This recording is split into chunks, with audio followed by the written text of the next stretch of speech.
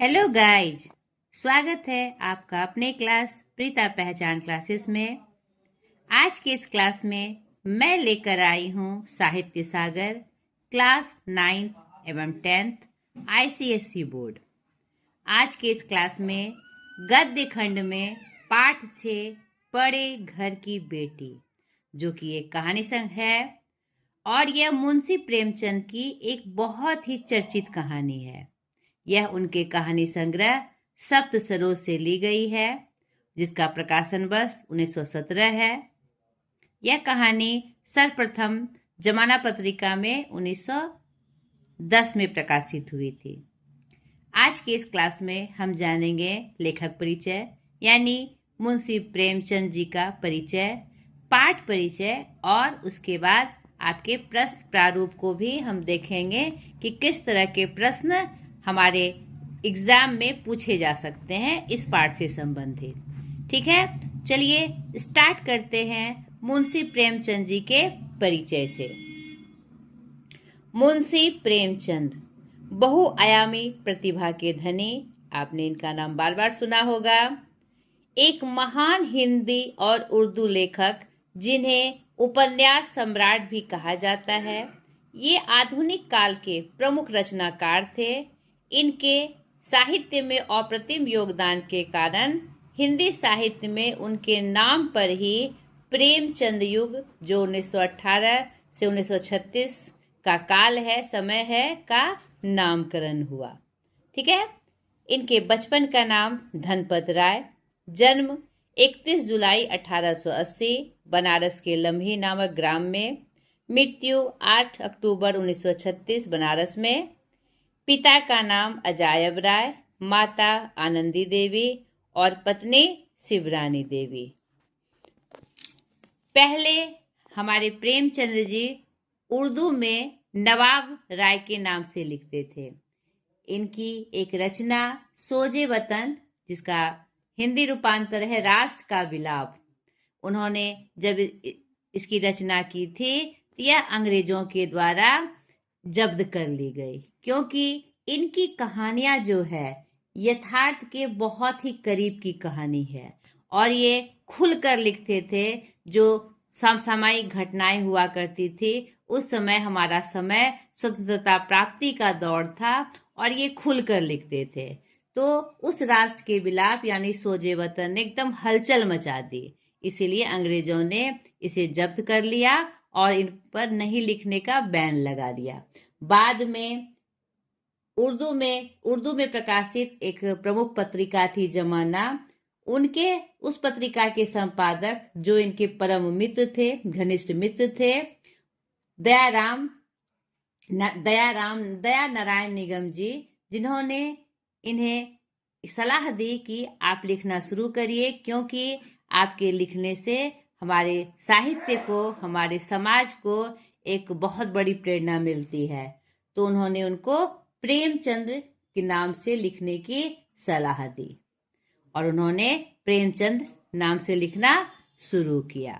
ठीक है, और हमारे प्रेमचंद जी ने कहानी और उपन्यास में एक नई परंपरा की शुरुआत की, जिसने आने वाली पीढ़ियों के साहित्यकारों का भी मार्गदर्शन किया और इन्होंने साहित्य में यथार्थवाद की नींव रखी। यथार्थवाद क्या है? जो सामने घटित हो रहा है उसका स्पष्ट स्वरूप, सही स्वरूप, कहीं से भी बनावटी नहीं। ठीक है, इनकी रचनाएं साहित्य की धरोहर है। इनकी हर रचना बहुमूल्य है, जो अपने समय की सच्चाई को बयां करती है। इसीलिए इनकी यही खासियत आज भी प्रासंगिक बनी हुई है।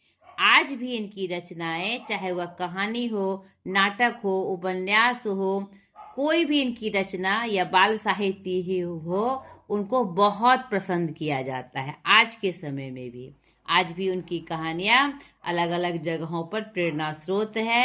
एक बहुत ही समाज के लिए एक यथार्थ का स्वरूप है।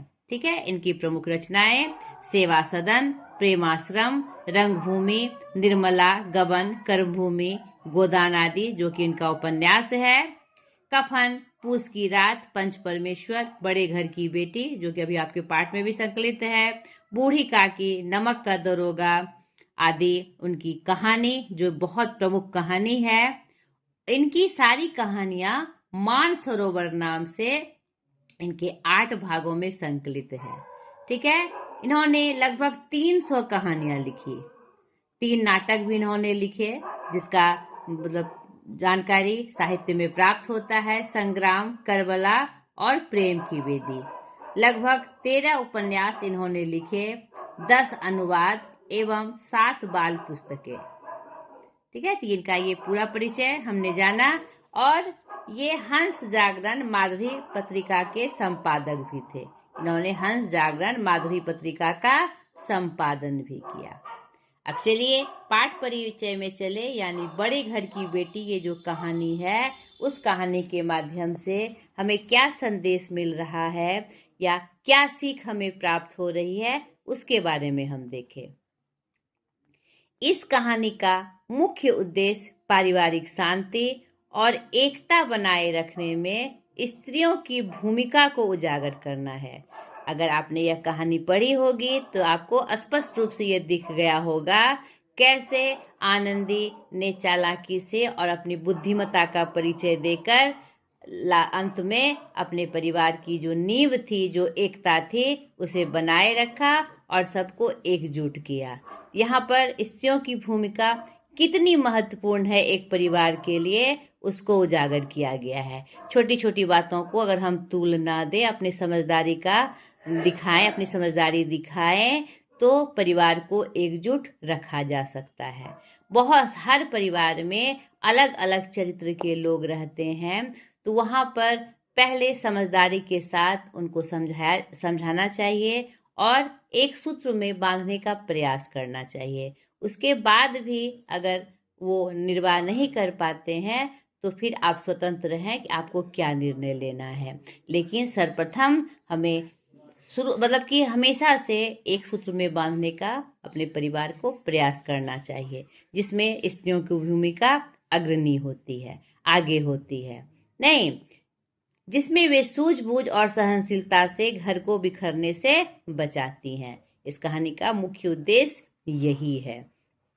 इसके अतिरिक्त यह कहानी सामाजिक मूल्यों, यहाँ पर जो हमारे मूल्य हैं, हमारी जो जिससे हम एक सूत्र में हम बंधे रहते हैं, अपने परिवार का जो वहन करते हैं या समाज का जो वहन करते हैं, एक नागरिक के रूप में, एक अच्छे व्यक्ति के रूप में हमारे कुछ मूल्य होते हैं, या ईमानदारी, एकजुटता में रखना, स्नेह, आपस में स्नेह की भावना, आदर की भावना, सम्मान की भावना, ये सब जो कुछ मूल्य हैं, यह कहानी उसको भी दर्शाती है।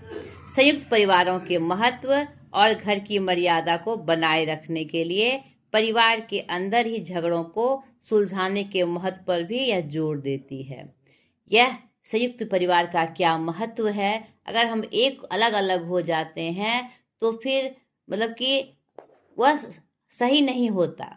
नहीं, संयुक्त परिवार में एक दूसरे के साथ हम खड़े होते हैं, कोई भी काम में या कोई भी, चाहे हमारे यहाँ कोई फंक्शन हो या फिर कोई भी चीज़ का हम योजना बनाए, उसमें अपने आप को हम अकेला नहीं पाते। अगर संयुक्त परिवार है तो सारे सदस्य एक दूसरे के साथ खड़े होते हैं। यहाँ पर प्रेमचंद जी ने इसको भी प्रमुखता से दिखाया है। और घर की मर्यादा बचाने के लिए अगर हम घर के अंदर ही अपने बातों को या कोई भी मनमुटाव हो उसको समझदारी से पेश करें और एक अच्छा व्यवहार के माध्यम से उसे हम खुद ही सुलझा सकते हैं।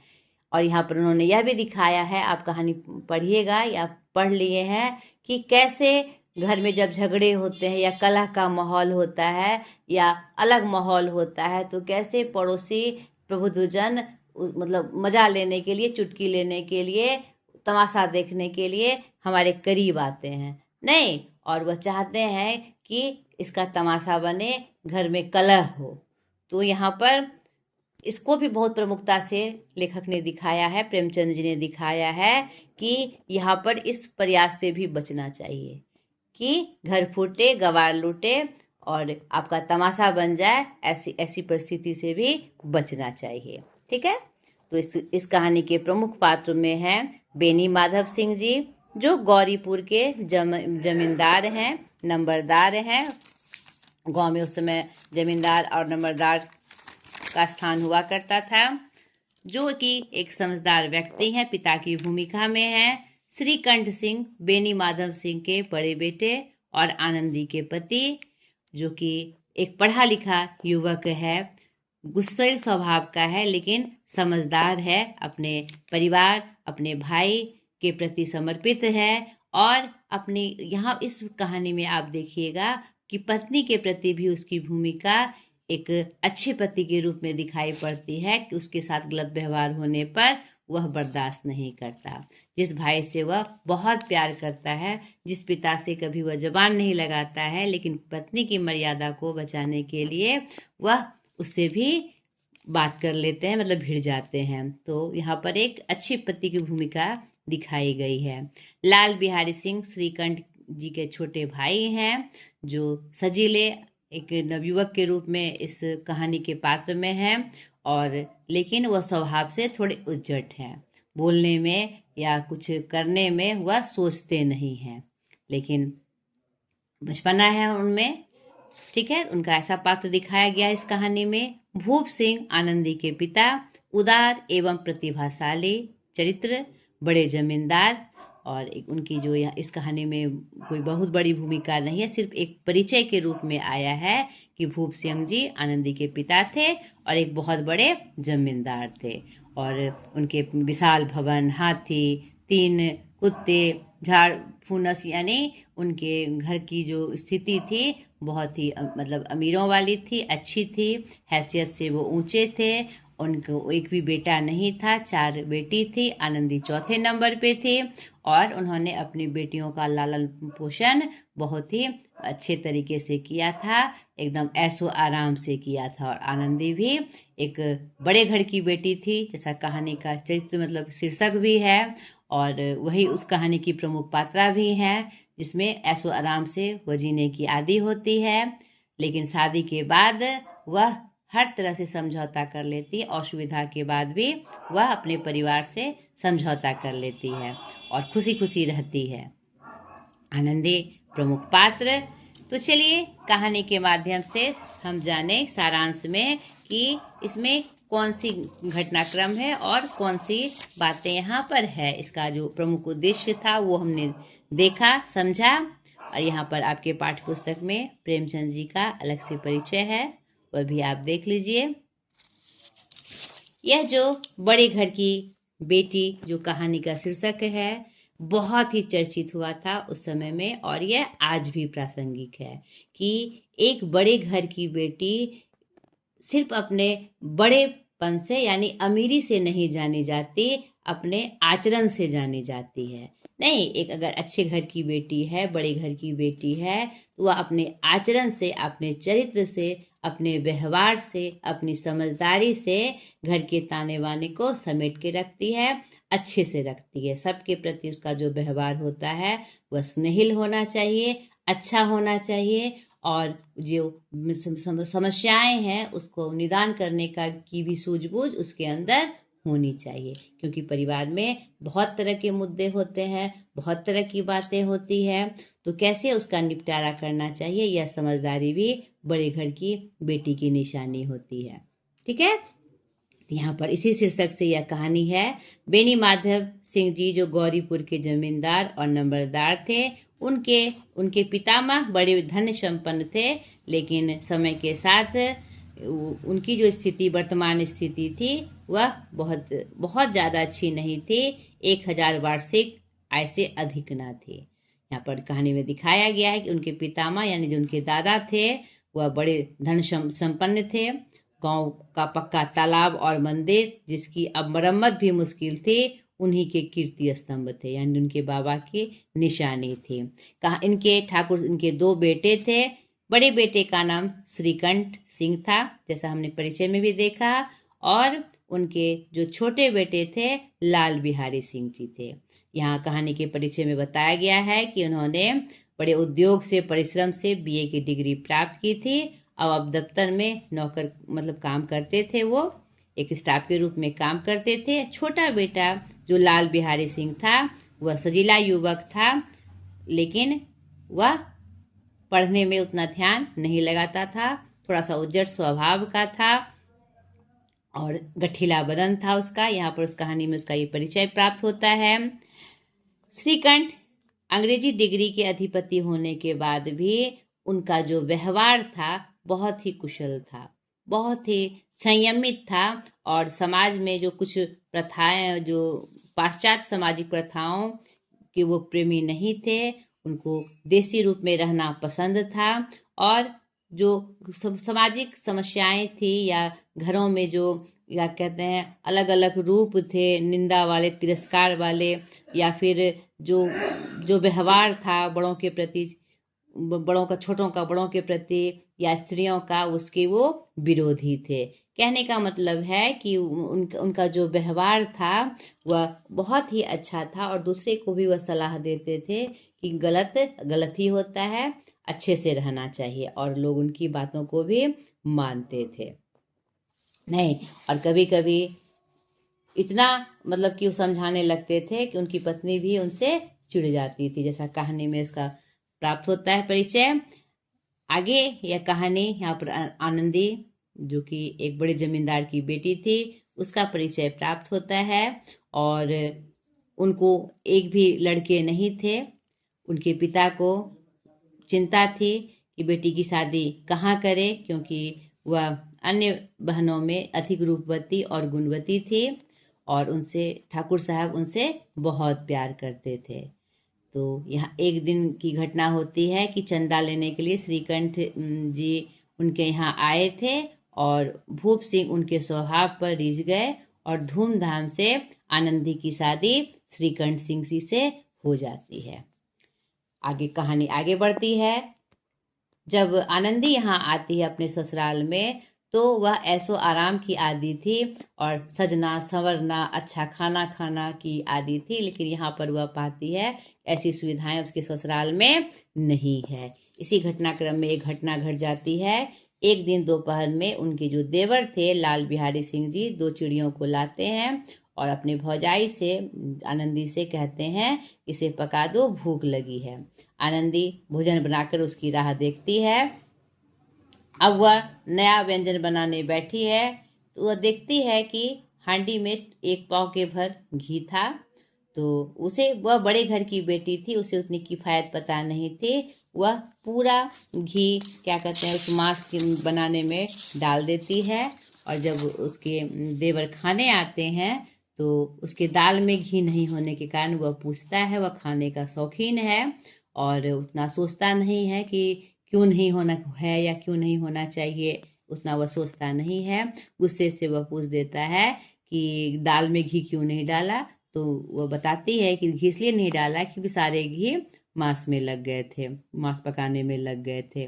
तो फिर आनंदी वह चिड़ के कहता है कि परसों ही घी आया था तो फिर इतना जल्दी कैसे ख़त्म हो गया। तो इसी क्रम में बात बढ़ती चली जाती है और क्या कहते हैं उसे लगता है कि वो जो ढिठाई से बोलती है कि इतने क्यों 1 पाव ही घी था और इतने घी तो मतलब कि इतने, लगता है कि वो चिढ़ के लाल बिहारी भी उसे कड़ी बात कह देते हैं। लगता है कि तुम्हारे ससुराल में मतलब मायके में मतलब कि घी की नदी बहती है नहीं। तो स्त्रियों का ये स्वभाव होता है कि वो सब कुछ सह जाए लेकिन मायके का निंदा नहीं सह पाते। तो वह चिढ़ के वह भी बोल देती है हाथी मरा भी तो 9 लाख का, वह इतना घी तो हमारे मायके में नित्य नाई कहार खा जाते हैं। लाल बिहारी इस बात से जल उठता है, थाली पटक कर उठ जाता है और चाहता है कि जी खींच लूं। आनंदी भी क्रोध से लाल हो जाती है, वह भी मतलब कुछ मतलब पलटकर जवाब दे देती है। अब जो लाल बिहारी थे अपना खड़ाऊ क्या होता है, लकड़ी का मतलब चप्पल टाइप से बना हुआ लकड़ी का होता है, उसको उठाकर आनंदी की ओर फेंकता है और जिसके गुमान पर फूली है उसे भी देखूंगा और तुम्हें भी। क्योंकि वह स्वभाव से थोड़ा उज्जट है, वह सोचता नहीं है कि किससे कैसे बात करनी चाहिए और थोड़ा दुलारा भी है, छोटा भी है परिवार का। तो वो बोलने में वह मतलब संयमित नहीं है, वो कुछ भी बोल जाता है। और उसकी इस बात से आनंदी रोकती है, खड़ाऊ जो फेंकता है रोकती है, तो सिर बच जाता है लेकिन उंगली में चोट लग जाती है, जिसका परिणाम यह होता है कि वह गुस्से से क्या कहते हैं घर पे चली जाती है। और उसका जो पति श्रीकंठ है सप्ताह में एक दिन शनिवार को आता है, और ये घटना गुरुवार की होती है, बृहस्पतिवार की ये घटना होती है। और वह गुस्से से मतलब अपने कमरे में जाकर निस्तेज होकर सो जाती है, और उनके आने का इंतज़ार करती है। 2 दिन तक ना खाती है ना पीती है, जल भून कर रहती है कि आएंगे तो सारी शिकायत उनसे करूँगी। जब वो आते हैं शनिवार को श्रीकंठ जी, तो गांव वालों के बीच में बैठे पिता से भाई से बातें करते हुए उसे 10 बज जाते हैं। और भाई मतलब अपनी मतलब सफाई देने के लिए वह धीमे स्वर में अपने भाई से कहता है कि भौजाई को समझा दीजिएगा, जरा समझा दीजिएगा, क्योंकि अगर वो मुँह संभाल कर बातचीत नहीं करेगी तो अनर्थ हो जाएगा। तो यहाँ पर वो अपना बचाव करते हैं। कहानी आगे बढ़ती है और ये सारी घटनाक्रम आनंदी गुस्से से उन्हें बताती है, और इसका यह परिणाम होता है कि रात भर वह गुस्से से मतलब कि एक अच्छे पति की भूमिका यहाँ दिखाई गई है कि पत्नी के इस व्यवहार से वह अपने भाई पे कुछ क्रोध नहीं करता, लेकिन वह मन ही मन यह फैसला ले लेता है कि अब मैं भाई के साथ नहीं रहूँगा, क्योंकि पत्नी के प्रति यह व्यवहार उसे बिल्कुल रास नहीं आता, जबकि वह शांत स्वभाव का है, अपने भाई से बहुत प्रेम भी करता है, जैसा कि इस कहानी में दर्शाया भी गया है कि वह उससे बहुत प्यार भी करता है। और अपने पिता से जाकर वह कहते हैं कि अब मैं इसके साथ नहीं रहूँगा, इसका मुंह भी नहीं देखूँगा। इसी घटनाक्रम में कहानी आगे बढ़ती है, और छोटे भाई लाल बिहारी को इसका अंदाज़ा भी नहीं था कि भाई इतना गुस्सा करेंगे, वो मेरा मुंह भी नहीं देखेंगे और मेरा साथ भी नहीं रहना चाहेंगे। पिता भी क्या कहते हैं, जो एक ग्रामीण परिवार का एक परिवेश होता है कि इन छोटी छोटी बातों को महत्व नहीं देते हैं, और बात नहीं बढ़ाने के लिए क्या कहते हैं, वो कहते हैं कि अरे भाई उसे समझा दो, ये वो क्या कहते हैं, ऐसा हुआ तो क्या हुआ, तुम पत्नी के बात पे ऐसे मत करो, अलग मत हुओ। पहले गुस्से में समझाने की कोशिश करते हैं, फिर वह देखते हैं कि गांव वाले और की औरतें, चाहे वो मर्द हो औरतें हो, ये तमाशा देखने के लिए, मजा लेने के लिए बहाने बनाकर उनके घर में आते हैं और चाहते हैं कि उसके घर का तमाशा बने। तो वह एक समझदार व्यक्ति का यहाँ परिचय देते हैं, और वास्तव में वो बहुत समझदार भी हैं। यहाँ पर अपना रूप बदलकर, अपना गुस्सा शांत कर उसे वह समझाने की कोशिश करते हैं कि छोड़ दो, अपने उसे समझा देना, वह नादान लड़का है, उसने गलती कर दी तो कुछ नहीं हुआ है, उसे बात समझा दिया जाएगा। मतलब माहौल को बदलने की कोशिश करते हैं। यहाँ पर एक क्या कहते हैं, पिता के रूप में, एक अभिभावक के रूप में उनकी भूमिका बहुत ही सशक्त है कि कैसे माहौल को समझते हुए वह चाहते हैं कि मेरे घर का तमाशा ना बने। यहाँ पर उनकी भूमिका बहुत ही महत्वपूर्ण दिखाई है लेखक ने। लेकिन वह पढ़ा लिखा व्यक्ति, और कहते हैं कि जब गुस्से में व्यक्ति हो तो उसे फिर जल्दी कोई बात समझ में नहीं आती, और वह मतलब अटल फैसला ले लेता है कि नहीं, या तो वो रहेगा या तो मैं रहूँगा। गुस्से से वह चला जाता है, और जब ये सब बातें वो अपने पिता से कह रहा होता है श्रीकंठ, बड़ा भाई बेटा, तो छोटा बेटा लाल बिहारी ये सब सुनता है, और उसे अनुमान भी नहीं होता कि भाई इतना गुस्सा कर जाएंगे और नौबत यहाँ तक आ जाएगी। और वह मुंह नहीं देखने की बात कह देता है, तो वह डर से वह घर को जाता है और कपड़े जूते पहनकर अपनी भौजाई से कहने जाता है कि भैया तो मेरा मुंह नहीं देखेंगे, भौजाई मैं चलता हूँ, अगर कुछ गलत कहा सुना हो जाए तो उसे क्षमा करना। जिससे उनको बहुत ग्लानि होती है, आनंदी को बहुत ग्लानि होती है, इस छोटी बात को कितना तूल दे दिया गया और बात कितनी बढ़ गई। इसे निपटाया जा सकता था, या उसे डांट कर ही या समझा कर ही, ये इतनी बड़ी बात नहीं थी जितनी कि ये बात बढ़ गई। उसे शर्मिंदगी महसूस होती है। फिर वह अपने पति को समझाती है, लेकिन वह गुस्से में फैसला ले चुका होता है। फिर अंततः आनंदी उसे रोकती है, अपने देवर को, और कहती है कि मेरी ही जीभ जले जो मैंने शिकायत की आपकी, और बातों को संभालते हुए क्या कहते हैं, सब कुछ माहौल को संभाल लेती है और उन्हें सजाने से रोक देती है। और फिर धीरे धीरे उसके भाई, बड़े भाई श्रीकंठ का भी दिल पिघलता है। दोनों के भाई गले मिलते हैं, रोते हैं और दोनों के आपस का स्नेह यहाँ पर दिखाई पड़ता है। पिता भी अपनी बहू की समझदारी पर खुश होते हैं और दोनों भाई के प्रेम से गले मिलने पर बहुत ही आनंदित होते हैं।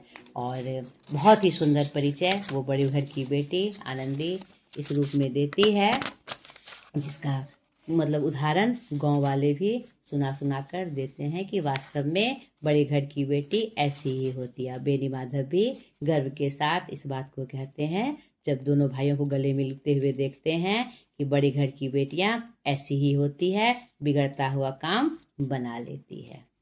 और यह गांव में जिसने यह वृत्तांत सुना उसने उसी शब्दों में आनंदी की उदारता को सराहा कि बड़े घर की बेटियां ऐसी ही होती है। तो बहुत ही सुंदर ढंग से वास्तव में बड़ी घर की बेटियां किस रूप में होती है इसका परिचय यहाँ प्राप्त होता है कि एक औरत सब कुछ से किसी भी माहौल को अच्छे से संभाल सकती है, घर को स्वर्ग बना सकती है। यह कहानी आज भी बहुत ही प्रासंगिक है, एक परिवार को टूटने से बचाने के लिए, हर मतलब एकजुटता में बांधने के लिए। तो सर्वप्रथम इस कहानी को आप अच्छे से पढ़ लीजिएगा, क्योंकि कहानी आपके जो प्रश्न आएंगे इसमें जो कुछ प्रसंग हैं मतलब बीच बीच के आप कहानी पढ़ेंगे, सर्वप्रथम क्या होगा कि इसका घटनाक्रम आपको पता चल जाएगा, किस पात्र की का कौन सा कथन है, किस प्रसंग में आया है, क्यों आया है, और ये जो पंक्तियां आई है, जो मुख्य मुख्य कुछ कुछ पंक्तियां हैं जिससे प्रश्न बन सकते हैं।